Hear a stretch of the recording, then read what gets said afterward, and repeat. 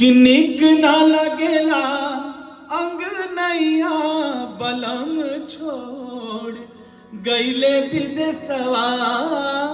निक ना लगेला अंग नैया बलम छोड़ गईले विदेशवा।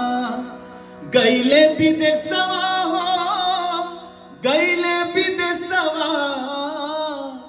गईले विदेशवा हो गईले विदेशवा। कि निक ना लागेला अंग नैया बलम छोड़ गईले विदेशवा।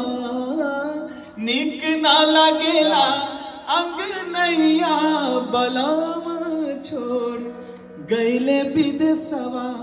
वो लड़की कहती है कि चैत बैसाख जेठ गर्मी